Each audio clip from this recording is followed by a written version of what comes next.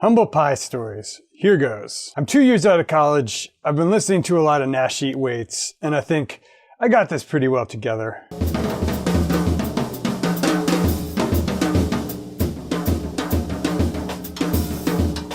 I asked Nash Eat for a lesson, and he shows me the system that became the basis for my Nash Eat lesson, linked below. But before that, I asked him to shed.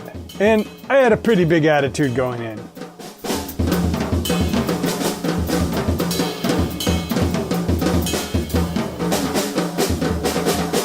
Little by little though, he completely blows me out of the water. Not just with chops, though he had those in abundance, mostly with creativity.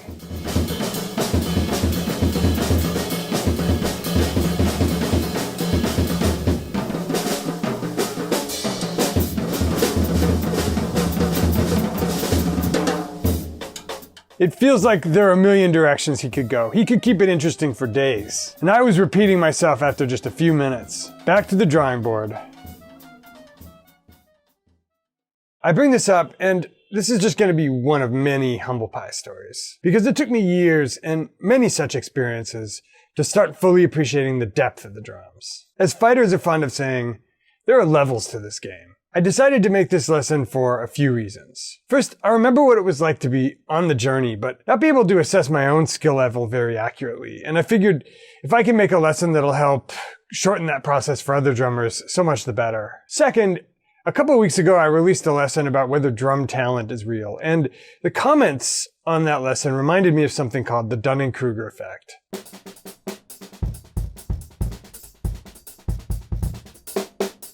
More on the DKE later, but here are some examples of some of the comments I got. I truly feel that people are born with musical talent. I think it's just that they get it. Simple as that. Talent is certainly real and incredibly powerful. High IQ is the largest predictor of success in the modern world. That means brain power is an attribute, as you use the term. And since the brain has two halves, there's no reason to assume the left hemisphere of the brain, the half responsible for musical creativity, is not as able to wield attributes at varying strength as the right hemisphere is. This is edited down from dozens.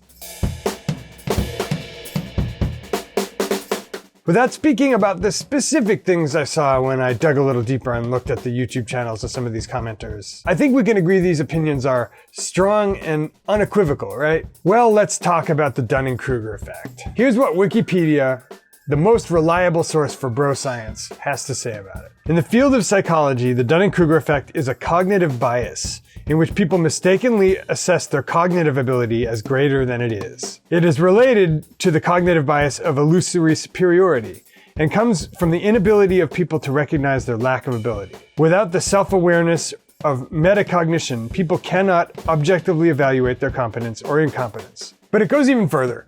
Studies tend to show that the less experience people have, the higher they rate their abilities, and the stronger their opinions. Like this handy, probably not completely scientific graph I found in a 35-second Google image search shows. So we understand the gist, right? We've got a cognitive bias working against us when we try to understand our own ability. Humble pie story number 2. This one's from undergrad. It's freshman year and I'm playing in the remedial jazz band. Of course, I think I'm vastly underrated and can't for the life of me understand why I didn't get into the Terrence Fletcher band. The whole time, my teacher's trying to tell me, work on your time, play simpler. Whatever, dude, I thought. We do the concert and I'm feeling red hot getting off stage. I see my teacher backstage and I'm like, so, has all doubt been alleviated? And he's like, just listen to the recording. Sure enough, I listen and the time's all over the place. And this was before Nash Eat. You'd think I'd have learned my lesson before Nash Eat. Nope. So why are we talking about strong opinions, Dunning-Kruger, and my many experiences of eating crow feet first? If you're a developing drummer, you probably clicked on this video for some answers. I feel great when I play, but it's hard to tell how good I really am. Or else, you've had some experiences that challenge your perception of how good you are. Like mine. Either way, you're probably hoping for a little more objective measure.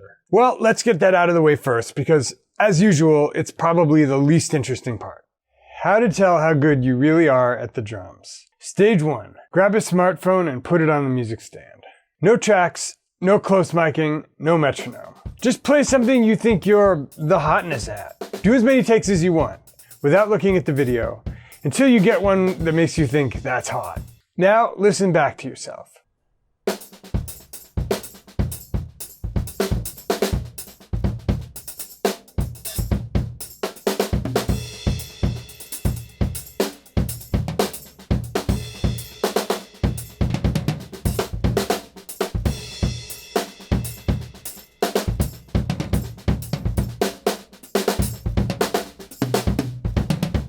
Does anything surprise you? Congrats, you're getting close. That's one reason this is a recurring theme in all of my courses. Stage 2, actually make a drum cover. Choose a groovy track to play along with, grab any Zoom mic if you don't have a fancy setup, patch it into a track in GarageBand, and play along with the recording. Now you can assess how well you lock up with a band. Listen back to your recording. You'll still be miserable. Hear reality. Not as locked up as you thought? Rushing in some places, dragging in others? Some physical issues like playing the kick interfering with your flow? Great, now you've got more of a picture. You'll always be this way, so go ahead and hate. Humble Pie story number 3. In the first couple years of the 80/20 channel, I got to interview a few of my drum heroes. I messaged Nate Wood asking him to come on, and to my astonishment, he agreed. The result was this shed, partly caught on tape.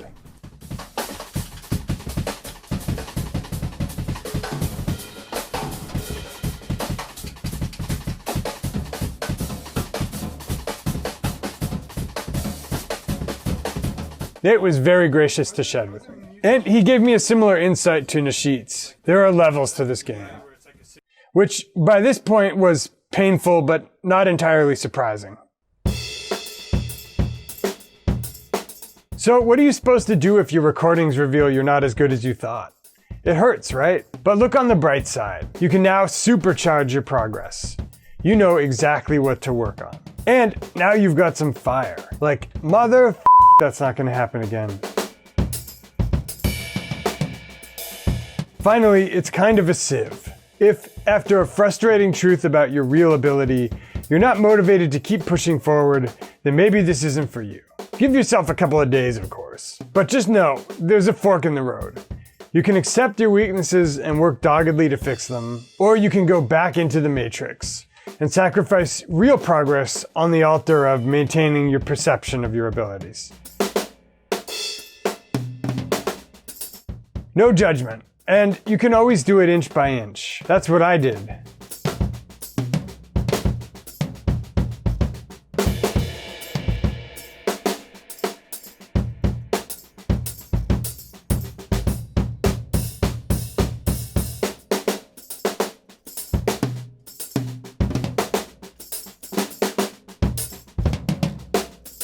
Humble Pie story number 4. Forrest Rice invites me over to his house. Chris Peproda and Andy Prado are there.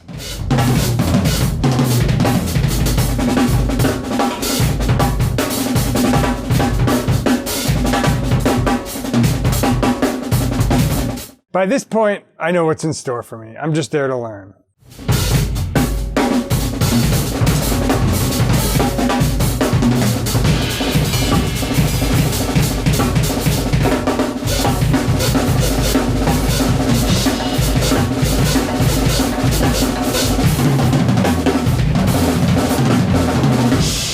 And it goes exactly the way I expect. If you look at my story, it's a series of humbling events. What I'm most proud of is that between each, my ego shrank. It's no secret that I just released a course on performance psychology. It's controversial because it's the first course in which I couldn't hide behind 8 weeks of drum exercises. Would people accept the premises I put forward? Would they get value? Or would everybody demand their money back? Well, luckily, it seemed to resonate with most people. And the course dovetails with this lesson in one important way. The more I shrank my ego, the less surprised I was to sound bad, the less bad I sounded, and the less anxiety I had performing. Lastly, I didn't cover the other possibility. The possibility that you do one or both of the challenges and come away with a positive impression of your playing. Yeah, I'm nailing it. Or a neutral one. Not where I want to be, but this recording isn't a surprise either. If that's the case, you should feel good. You're on the path to artistic maturity. Because somebody's always going to be better than we are. And the faster we accept that, the more quickly we'll improve. Hope you've enjoyed this week's lesson, and now, apropos of last week's lesson, time for some rampant commercialism. I've got courses for sale, in case you haven't heard, and they're for people who have experienced enough of my free stuff that they're ready to go deeper. They're ready to take the next step and do something that's more like studying with me. Now, we don't open those courses very often. We open each one maybe a few times a year, but if you want to be on the list to hear the next time we open them, and also get a completely free gateway drug to some of my more structured teaching, you can click below the video player, enter your email in on the next page, and get 3 completely free videos which will make you better in the next 3 weeks than you've gotten in the last 6 months. Dudes, it's been real. See you back next time for another lesson of the week.